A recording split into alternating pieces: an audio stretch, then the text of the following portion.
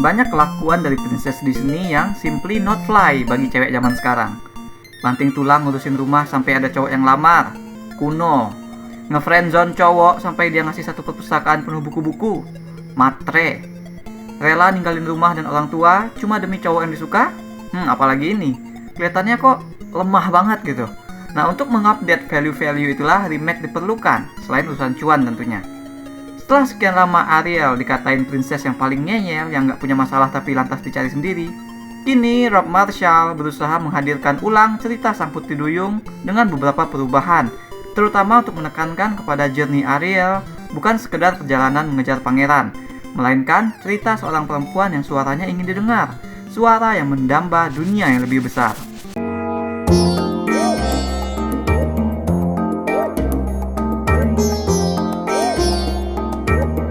Remake live action Disney sendiri biasanya ada dua jenis, yang mengangkat sudut pandang baru dan yang dibikin beat per beat persis sama dengan animasi originalnya, ditambah dengan beberapa perubahan.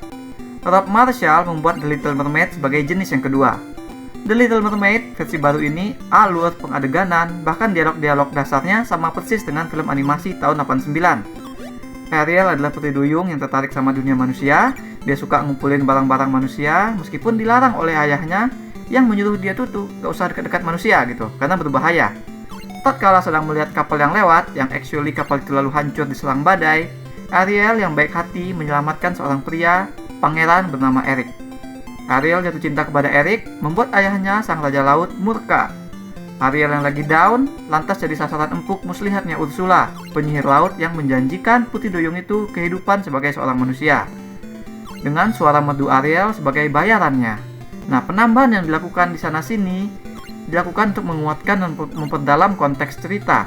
Ursula yang diperankan oleh Melissa McCarthy dengan sangat-sangat fun itu misalnya, backstory-nya kini diubah supaya Ariel bisa terkoneksi kepadanya, sehingga lebih mudah bagi kita untuk percaya duyung remaja itu mau saja melakukan perjanjian dengan dirinya. Ya kan? Jadi di cerita ini Ursula adalah bibi Ariel yang telah diasingkan oleh King Triton. Ursula dibikin lebih dekat dan relate kepada Ariel. Tapi di Ursula itu cuma contoh kecil. Penambahan backstory di sini ternyata benar-benar menambah kedalaman bobot cerita. Contoh besarnya adalah backstory Pangeran Eric. Di film aslinya Eric ini cuma orang yang generik. Dia cuma cowok yang jatuh cinta sama perempuan bersuara merdu yang menyelamatkan nyawanya. Nah, relasi Ariel dan Eric aslinya pun memang hanya sebatas ketertarikan, ya kan, secara fisik, secara inner mungkin. Namun di film kali ini, ikatan keduanya jauh lebih grounded dan beralasan. Eric dituliskan sebagai anak angkat ratu yang suka melaut, tapi juga dia mulai dilarang-larang karena berbahaya, ya kan. Eric juga punya koleksi barang-barang laut yang dia kumpulkan karena dia penasaran sama dunia di bawah sana. Ini paralel dengan Ariel yang punya satu gua penuh koleksi barang-barang manusia yang ia pungut dari kapal-kapal yang karam. Nah, kesamaan dengan Eric tersebutlah yang jadi alasan Ariel jatuh cinta kepadanya. Kesamaan ide, pandangan, hobi, bahkan kesamaan tantangan. Menurutku penjabaran backstory inilah yang terbaik yang ditawarkan oleh film ini. Karena dengan ini, romance mereka jadi terasa lebih berarti. Mereka bukan lagi sekedar orang-orang cakep yang saling jatuh cinta. Karakter-karakter tersebut jadi punya lebih banyak bobot untuk kita pedulikan. Bahkan adegan di dunia manusia terasa lebih menyentuh dan genuine ketimbang Ariel di laut. Saking groundednya interaksi antara Ariel dan Eric sebagai dua manusia yang share interest terhadap dunia masing-masing. Nah, momen-momen itu yang gak dipunya oleh film aslinya, yang memang karena diset untuk tontonan anak-anak, membuat romansa mereka simple dan gak dalam. Yang diubah oleh Rob Marshall sebenarnya adalah tema voice, suara. Ya kan, bandingkan opening film asli dengan film live action ini. Para pelaut di kedua film tersebut memang membicarakan duyung, tapi dalam nada yang berbeda. Yang animasi nge-set up para duyung sebagai makhluk majestik yang punya suara indah, ya kan, sebagai penyanyi di lautan. Bahkan Sebastian, si kepiting, literally adalah pemimpin konser dan putri-putri Triton, termasuk Ariel, adalah penyanyinya. Suara di film animasi merupakan lambang dari inner beauty. Ketika Ariel khawatir dia tidak bisa mengucapkan cinta kepada Eric karena suaranya diambil, Ursula mengusulkan untuk mencoba menggoda Eric dengan kecantikan fisik. Nah, di film live action ini, suara duyung pada adegan awal diset sebagai sesuatu yang mengerikan. Itu suara godaan yang menggiring pelaut untuk menuju ke kapal yang karam. Suara ini pada akhirnya berujung kepada persoalan prejudis antara manusia dengan duyung. Ya kan, yang berakibat duyung juga takut dan menganggap manusia berbahaya. Mereka jadi saling berseteru di sini dua pihak itu. Dan Eric dan Ariel jadi penengah karena mereka mau membuka diri untuk melihat dunia yang lain. Suara jadi power bagi Ariel, yang naasnya harus ia buang jika dirinya mau diterima. Dia harus patuh kalau mau diterima ayah. Dia harus tak bersuara jika mau diterima oleh manusia. Nah, kata-kata Triton kepada Ariel di akhir menyimpulkan segalanya, bahwa suara kita itu adalah hal penting, satu-satunya cara supaya apa yang ada di dalam kita tuh didengar. Jangan bungkam supaya hanya kita bisa diterima. Jangan diam kalau kita menginginkan perubahan. Aku yakin itulah yang jadi alasan kenapa mereka akhirnya nge-reswap si Ariel. Meskipun memang film ini bilangnya ini bukan perkara ras, tapi konteks film memang butuh Ariel sebagai seseorang yang menyuarakan hal yang tak bisa ia miliki. Lagu pamungkasnya menyebut Part of That World untuk menekankan bahwa ini juga tentang orang-orang yang mendambakan kesempatan yang lebih besar, minoritas yang ingin setara. Jadi secara konteks tersebut, Ariel akan lebih believable jika dibikin sebagai color person. Ya kan? Like, bayangkan saja jika yang mengeluhkan suaranya tak didengar, yang pengen masuk ke dunia orang itu adalah seorang putri raja berkulit putih. Ya kan, nggak believable jadinya. Ya kan? Putri itu akan jadi terdengar manja.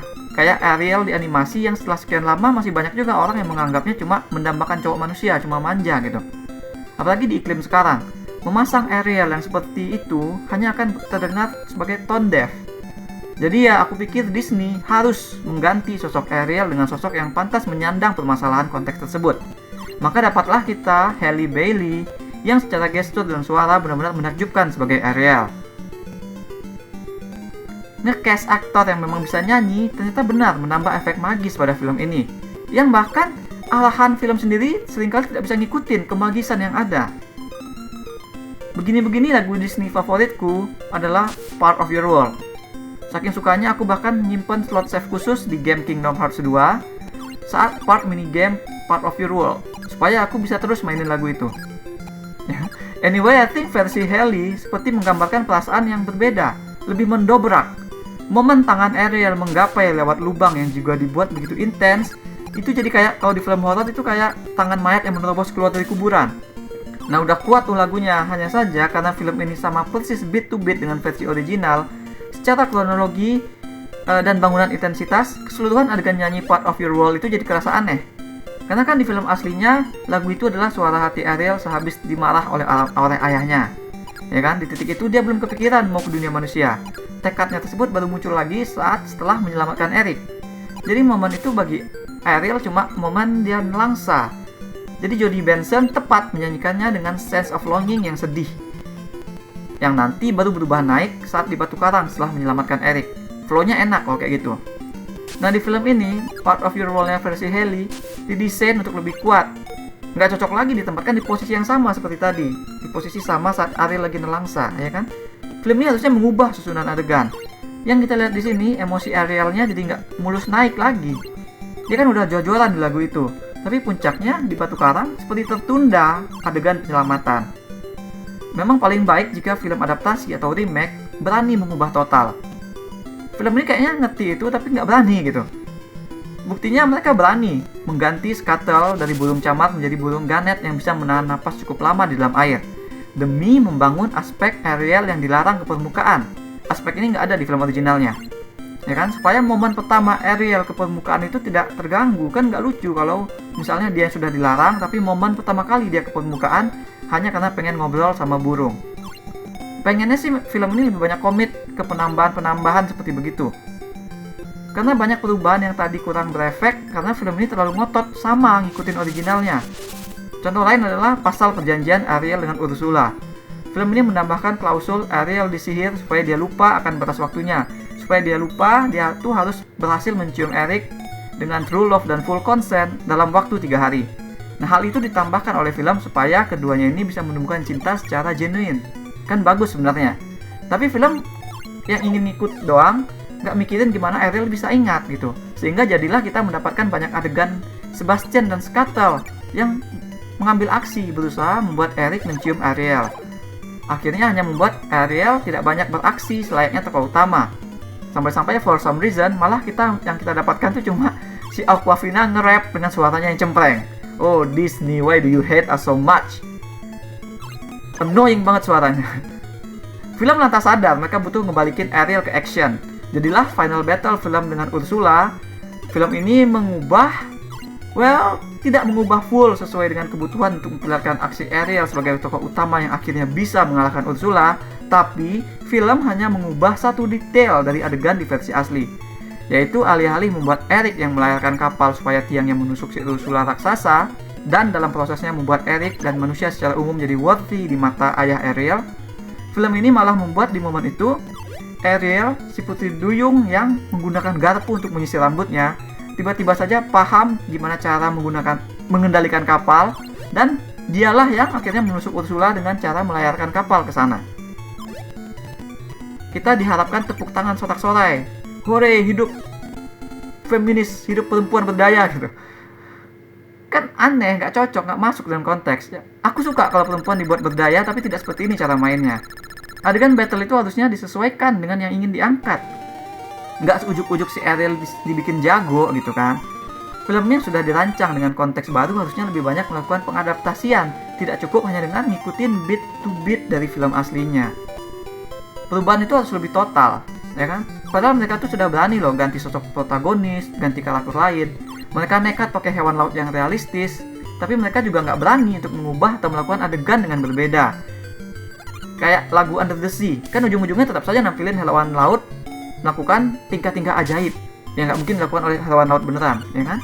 Film ini diarahkan beat to beat sama supaya cuma bisa meniru momen-momen ikonik, itu yang diincar, momen-momen ikonik. Film nggak lagi pede dengan perubahan atau penambahan yang mereka lakukan.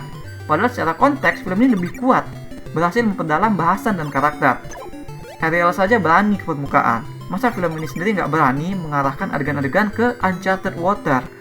Makanya aku berikan 6,5 dari 10 bintang emas untuk The Little Mermaid. That's all we have for now. Kasian ya si Hailey Bailey, dia masih banyak dihujat perihal di cast jadi Ariel. Menurut kalian, kenapa sih kita susah menerima sesuatu yang tidak familiar bagi kita? Menurut kalian, penolakan publik kepada Hailey sebagai Ariel sebenarnya terdorong oleh apa? Share pendapatnya di komen. Jangan lupa hit like dan subscribe supaya nggak ketinggalan review-review dan playthrough lain. Kunjungi mydersit.com untuk review yang lebih detail, atau kalian bisa kunjungi store mydersit di chiptoloka.com. Ada banyak kaos dan pernak-pernik custom yang unik, mulai dari film, musik, game, hingga wrestling. Thanks for watching. Remember in life, there are winners and there are losers.